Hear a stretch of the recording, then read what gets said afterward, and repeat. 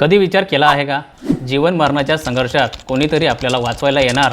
जर ही होप मिळाली तर संघर्ष करण्याची ताकद आणि कॅपॅसिटी ही कित्येक पटीने वाढू शकते। इसवी सन 1950 मध्ये कर्ट रिचर्ड नावाच्या वैज्ञानिकाने हे प्रूव्ह करण्यासाठी एक सायंटिफिक एक्सपेरिमेंट केलं। त्याने काही हेल्दी उंदरांना पाण्याने भरलेल्या एका जारमध्ये ठेवलं आणि हे शुअर केलं की त्यांना कोणत्याच प्रकारचा सपोर्ट मिळणार नाही। सुरुवातीला जीव वाचवण्यासाठी हे उंदीर पोहत होते, परंतु जसजसा थकवा येत गेला तसतसं ह्या उंदरांना हे प्रयत्न व्यर्थ वाटू लागले आणि हळूहळू एक एक करून हे उंदीर डुबायला सुरुवात झाली। काही वेळेतच सर्व उंदीर डुबले। यावेळेस कर्ट रिचर्ड यांनी ही गोष्ट नोट केली की उंदीर हे जीव वाचवण्यासाठी 15 ते 20 मिनिटांपर्यंतच प्रयत्न करू शकले, कारण जीवन जगवण्यासाठी कोणतीच स्ट्रॉंग होप त्यांच्याजवळ नव्हती। या प्रयोगाचा पुढचा भाग नवीन उंदरांसोबत केला गेला, जे प्रत्येक बाबतीमध्ये म्हणजे उदाहरणार्थ हेल्थ, ब्रीड या बाबतीत पहिल्या उंदरांच्या सारखेच होते।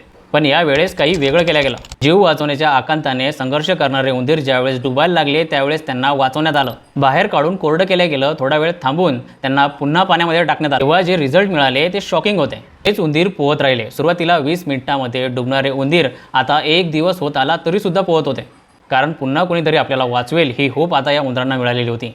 त्यामुळे 20 मिनिटांमध्ये डुबणारे उंदीर आता जवळपास 2.5 दिवसापर्यंत पोहत होते। 2.5 दिवस म्हणजे 60 घंटे। 60 घंट्यापर्यंत हे उंदीर पोहत होते। तात्पर्य, आपल्या माइंडला जोपर्यंत छोटीशी जरी होप दिसत राहते तोपर्यंत आपलं शरीर हे प्रयत्न करणं सोडत नाही। त्यामुळं होप महत्त्वाची, ताकद आणि कॅपॅसिटी नाही। होप जर असली तर ताकद आणि कॅपॅसिटी इथं येऊनच जाईल।